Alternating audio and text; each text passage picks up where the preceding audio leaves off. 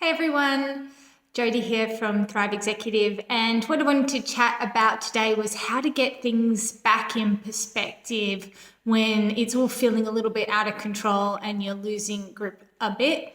Again, this is really important when you're feeling very stressed or anxious or something that was unexpected has maybe happened and has thrown you a little bit for a loop. And this one comes from Martin Seligman, who's often seen as the founder or father of positive psychology. And I've written blogs about this. It's a tool that I use regularly and something that I have found very helpful, both personally and with clients. And that's called the 3 Ps. So the idea that Martin Seligman came up with is that we can basically learn optimism. We can teach ourselves to be more optimistic about a situation. And the way that he suggested we can do this is by breaking down any given issue into 3 different areas. And these are the 3 Ps. So the first one is pervasiveness. And the question you want to be asking here is, how much of my life does this actually affect? Is it all pervasive? Is it affecting every element of my life? Or is it actually contained to just a small subset? So and you know, what's really important here is that sometimes it feels like it's affecting all parts of our life, but it actually isn't. It's got the ability to make us feel really weighed down. But, you know, for example, if you lost your job, that doesn't mean that you lose your health. It doesn't mean that your family are no longer your family or that you don't have your friends.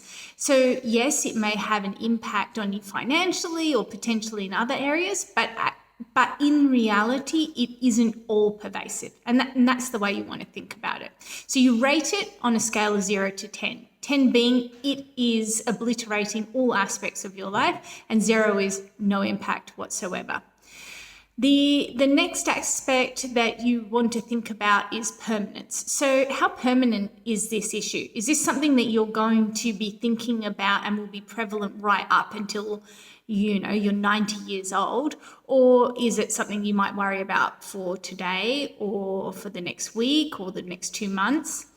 And really think about, how long lasting this is going to be within your life. And again, rank that on a scale of 0 to 10, 10 being this is something I'm going to worry about forever and to the same degree. And 0 is I might worry about it for the next day or so, but, beyond that, probably not. And finally, you want to think about personalization. So how much control did you have over this issue? How much fault do you have? Now, I like to think about this part in 2 ways. If, in fact, it was your fault, I think then you can consider, well, what would you do differently? Do you have, therefore, the control to reverse it in some way, to do something about it? If you didn't have any control over it, then, then your ability to have prevented it is pretty minimal, right? So worrying about it in that regard is pretty pointless. So again, give yourself a score from 0 to 10 in terms of personalization. Now, the idea is that when you go through this, hopefully it gives you some perspective. Now, for me, I've had situations which were really genuinely bad. I've lost people who were close to me and it was devastating. But, even in those circumstances, I could see that it wasn't my fault, for example. And even in terms of pervasiveness, yes, of course, it had a huge impact on my life. But at the same time, I still had my children, for example. I still had my job. I still had my house. And so actually it didn't affect all parts of my life. So it's a really helpful tool. If you're interested in reading more about it, you can look at Martin Seligman's book, which is called Learned Optimism. Otherwise, please reach out with any questions. And if you've got suggestions for further videos, I would love to hear them.